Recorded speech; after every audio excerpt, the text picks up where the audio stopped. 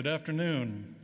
I'm Dr. Jeff Hicks, Director of the Regenerative Medicine Program at the University of Manitoba, and I am honored to be reading this citation today. The highest honor of the Senate of this university can confirm on an individual is an honorary doctorate. At the University of Manitoba, criteria includes distinguished achievement in scholarship, the arts, or public service. Our honorary graduate this afternoon is Dr. Janet Rossant.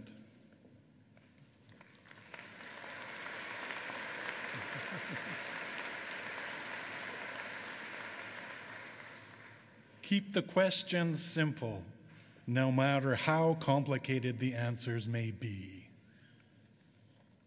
It's a philosophy that's guided Dr. Rossant to become a world leader in regenerative medicine. Her question is simple. How does a single cell develop into a complex organism like a human being? The answers she's uncovered have provided the foundational biology for all modern stem cell research. And it all began with a simple curiosity.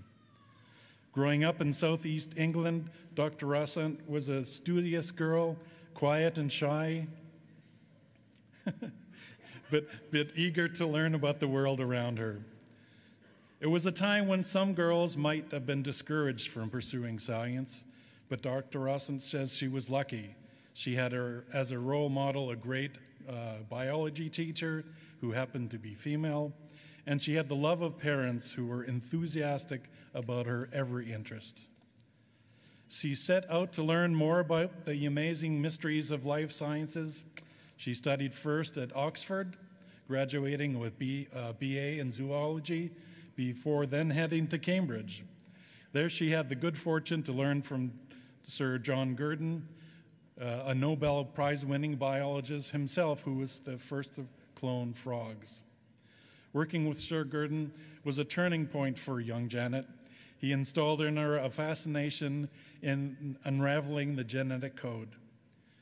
She demonstrated that mouse embryonic stem cells can in fact be cloned into healthy, living creatures. This is one of the most rewarding moments of her career. The mouse genome is now the dominant model for understanding the human genome sequence. Her groundbreaking work has also helped us understand congenital abnormalities, and her latest research looks at how genetics control both normal and abnormal development of embryos. These findings have been applied to the study of developmental biology, birth defects, and the use of cancer drugs. They have become vital building blocks for other scientists continuing the quest that she has begun. Those who want to know how we can use stem cells to better treat disease. With these remarkable discoveries come new questions. Should we use human embryos in stem cell research?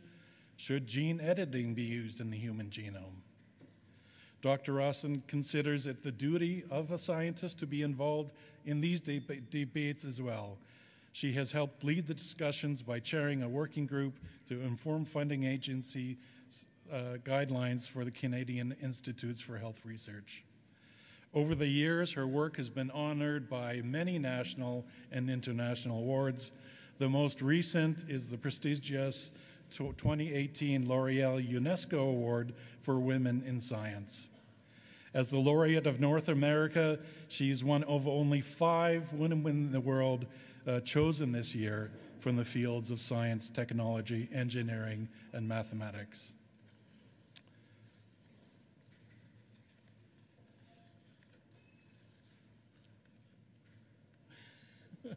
I'm missing page 5. At this point, I welcome you, and the Chancellor will confer your degree. Thank you.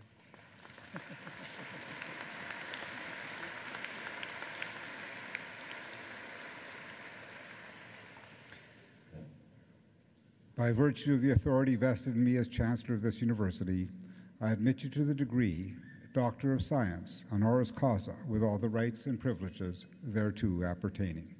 Congratulations, Dr. Rossant.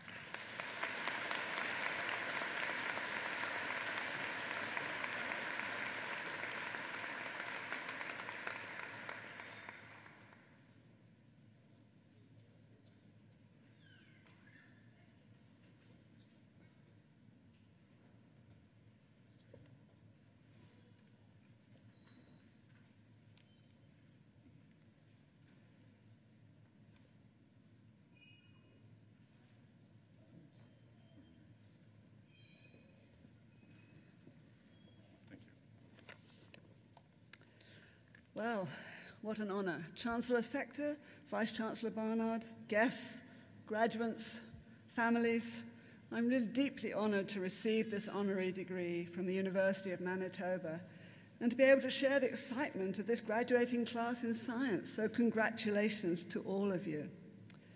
I've had a lot of great interactions with this university over the years, including close research collaborations with Jeff Hicks, and actually ongoing partnerships between the Gairdner Foundation, which I now lead, and the university, aimed at inspiring the next generation of scientists. So I'm really particularly pleased to become part of the University of Manitoba family. As you heard, my research over the years has been based on trying to understand how a single cell, the egg, becomes a complex organism such as ourselves. It is a simple question, but the answers are not so simple. But along the way, we've learned a lot about that's relevant to human development and disease.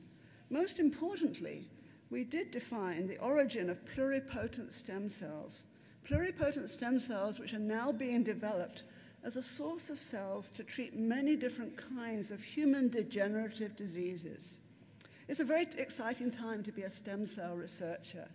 We are seeing new pluripotent stem cell-derived treatments moving rapidly forward into the clinic for diseases like macular degeneration, diabetes, Parkinson's, and heart disease. We're also seeing expanded use of adult stem cells, like bone marrow stem cells, to treat autoimmune diseases. Importantly, Canada is really leading the way in regenerative medicine, including here at the University of Manitoba. But don't forget, these are still early days. We'll need extensive controlled clinical trials, and we'll see some successes, and we'll see some failures going forward. We mustn't overhype the potential of stem cells. However, if you go on the internet today and enter stem cells, you enter a very different world, where so-called stem cells derived from fat, from blood, from placenta, are being touted as a treatment and cure for everything from autism to arthritis to aging. This is the world of fake news and the purveyors who prey upon the desires and desperation of patients and families. Unproven stem cell therapies are a worldwide phenomenon and very difficult to counter. You cannot deny people hope, but the stem cell community has to try and balance the hype. So fake news, conspiracy theories, disinformation are not unique to the stem cell field. They're everywhere in our digital world and are rapidly disseminated through social media around the globe. Several studies have shown that on Twitter, fake news travels faster than real news. It sounds more interesting or perhaps more appalling. Tweets from celebrities have more impact than carefully measured scientific reports, with potentially devastating consequences, as we see with the continued misinformation about the safety of childhood vaccination. So how do we counter fake news? Well, either we try to empower individuals to be able to evaluate news sources more critically, or we try to fix the sources. I think the latter is increasingly hard to do, despite the efforts of Facebook and other organizations to try to purge its content of fake news. So we have to rely on the first, and this is where you, the graduates, come in. I want you to encourage you all to be part of the former approach. You've all been trained in scientific method and critical thinking. That scientific training is going to stand you in good stead in all the different careers you may take up in the future, whether that is research, medicine, law, business, or even politics, perhaps especially politics. But you can also use your critical thinking in everyday life. Use it to evaluate the tsunami of information that's coming at you. Use your training to help other people understand the evidence behind the headlines. Start with your friends and family. Don't let them succumb to urban myths and pseudoscience. Explain the facts. You're the next generation of science-literate citizens that we need to drive the innovations that will take Canada forward into a prosperous and just future. Canada is in an enviable position to be a leader in the innovations that will help the world deal with global challenges in the years ahead, whether that's climate change, chronic illnesses, emerging infectious diseases, sustainable development, green energy. It is an amazing time to be a science. The future is ours to grab. Whether we think about genome science, designer drugs, precision medicine, stem cell therapies, artificial intelligence, sustainable energy solutions, Canada has world-leading expertise. And the less stable political situations elsewhere in the world mean we can and will attract the very best minds to come to Canada to take advantage of these opportunities. And we need to seize the moment. At the same time, however, we're not without our problems, our own problems. We can and must ensure that all Canadians, especially our Indigenous peoples, have equal opportunities to be part of a healthy and prosperous society. As we set our innovation goals for the country for the future, we need to make social equality and justice an intrinsic part of those goals so that we can truly call Canada a just society. Let's see made in Canada social innovations as well as scientific innovations that we can implement at home and export to the rest of the world. Let's see a creative intersections of the arts, science, and social entrepreneurship to develop disruptive solutions to society's problems. We're extraordinarily privileged today to work in this era of great scientific discovery and to be able to contribute in whatever way we can. Science is an international language. It knows no barriers of race, religion, or creed. As Louis Pasteur said, science knows no country because knowledge belongs to humanity and is the torch which illuminates the world. I truly believe that science as a common language has a major role to play in promoting harmony and peace across the world. And I hope you will all take the lessons of science and use them to make the world a better place. Thank you.